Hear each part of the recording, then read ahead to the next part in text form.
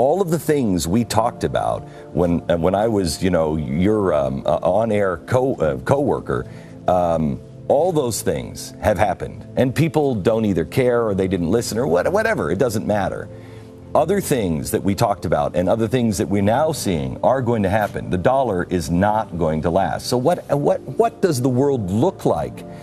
We have two ways to go. We can either tear each other apart, or we can see that world that Amazon was talking about last night on 60 Minutes, where literally the sky is the limit. Everything is about to change. When you look at the state of the economy, Obamacare, the disaster, the rise in the ever-growing government, deficits, debt, doubling of the people on welfare, what do you think in the privacy? I know you spend a lot of time reading and you now have become a student of history. What do you think privately is going to happen to this country? I think that we are in trouble. Yeah, and I think that we are in a situation that we will either rise to the occasion and be our best selves. I saw something that happened over the weekend, Sean, a poll that came out. I know you must have talked about it today. 70% of Americans don't trust each other. They think only 30% of this country you can trust. If that remains true, will we then become Europe? We see signs that with the noblest of intentions, the Obama administration is in a kind of headlong retreat from the kind of global engagement that, in our view, offers the best hope for peace. Quick final thought from you, because you say openly in your essay that you're reserving judgment on all of this as we learn more over the next several weeks. But one of the things that you talk about in a broader perspective is global powers trying to rearrange themselves into a new global world order. What we're seeing is a kind of a concerted pushback by these three countries. I think we have to watch it carefully to see whether, in fact, this is the opening of a new moment in international history. Very interesting. Lazarus. Whether, in fact, this is the opening of a new moment in international history. New mystery surrounding One World Trade Center. For about a year, New Yorkers have reported hearing an eerie sound coming from the newly constructed building. They call it haunting, and it's got a lot of people talking. Rick Leventhal joins us now. So, Rick, you went down there. You did some investigative work. What did you learn? Well, there's clearly a noise. It's not clear exactly where it's coming from. It can create a sound that some are calling eerie, haunting, even moaning. The whistling was first reported by the Tribeca citizen on the day after Thanksgiving. A man who lives a couple blocks from the almost completed One World Trade Tower wrote a local paper and said he first heard the sound during Hurricane Sandy last year and assumed it would be eliminated when the building's framework was finished and the windows installed. Well, then last week in the middle of the night, the neighbor says the tower began whistling again with a slightly different two-toned cry, calling it unmistakable and very chilling. So here it is, and you can judge for yourself.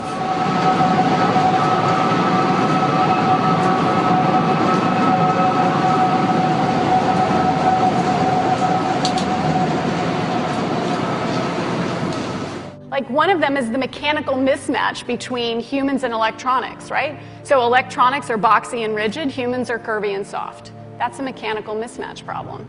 Well, a researcher at the University of Illinois, his name is Dr. Rogers, what he did is he founded a company and they started making electronic tattoos. So I'm wearing one here on my arm. Do we have a camera to get a... This is a developmental system made by MC10, and it has an antenna and some sensors embedded in it. And what we plan to do is work with them to advance a tattoo that could be used for authentication.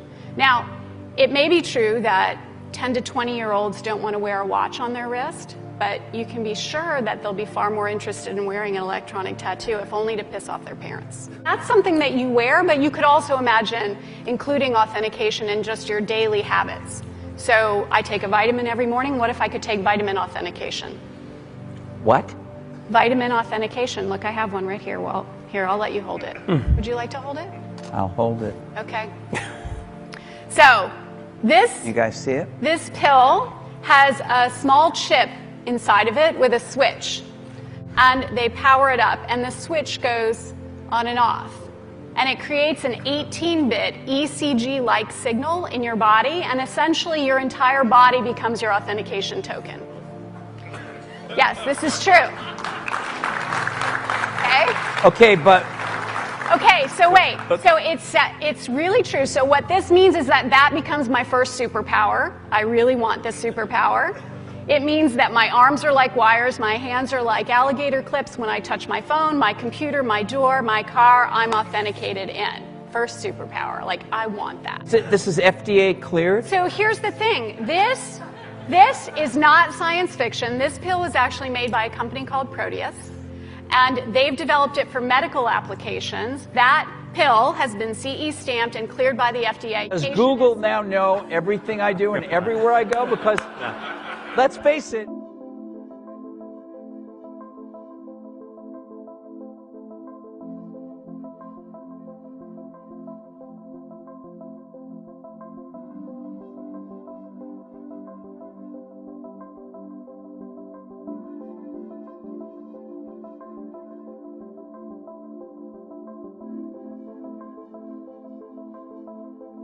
If you have never heard of Bitcoin, you are probably not alone, but the online currency is gaining popularity around the world, and now in eastern Kentucky. WIMT's Brittany Nada looked into the cyber money to try and answer some questions about how it works. City commissioners in Vico recently passed a measure to pay its police chief in Bitcoin. It may be a forward-thinking movement, but many of you probably do not understand how it works. Bitcoin is a new currency traded against the dollar, yen, euro, and every other currency around the world.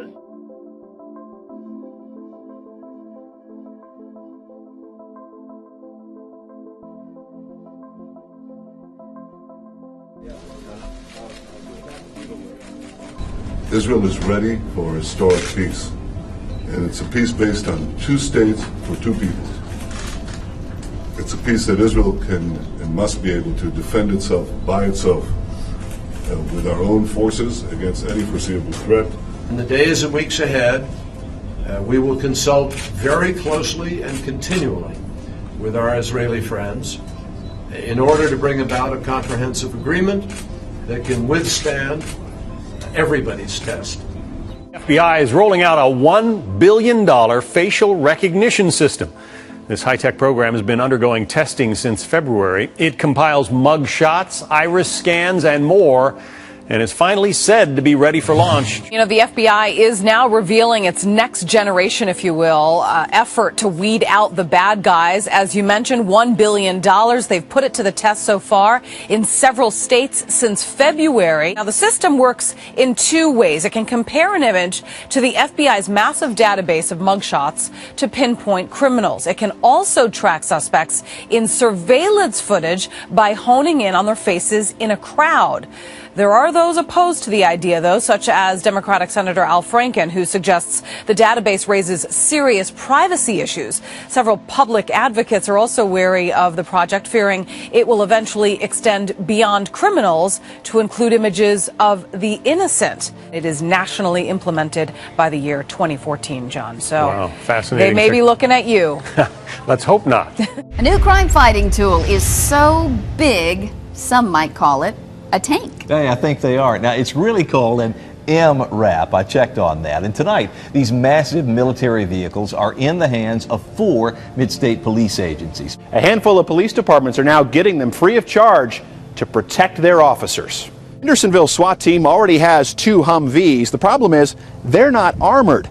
The MRAP gives them that much-needed protection. We plan to paint it black, just the same as our other tactical vehicles, and put police markings on it, and that's probably all we're going to do. Sir, I want to talk to you. Arrest him. Do not arrest me. Right, sir. Go right there. He's under arrest. Stay right there. Back up, back up. Hey guys, if you cross this line, you'll be under arrest, so don't do it.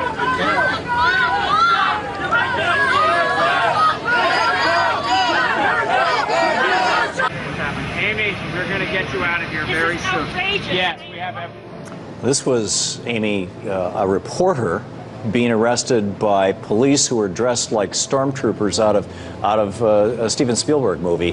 What was your experience? What were your thoughts? And And how do you think that we got here from 20, 30 years ago when this kind of thing was pretty much unheard of? You know, you had these police officers going after thousands of peaceful protesters, eviscerating the encampments, tear gassing, pepper spraying, beating people in the streets. And this all has to be reimagined. I mean, police have to be challenged. There are many good cops who don't feel that that's their role. And it's our job in the media to cover them.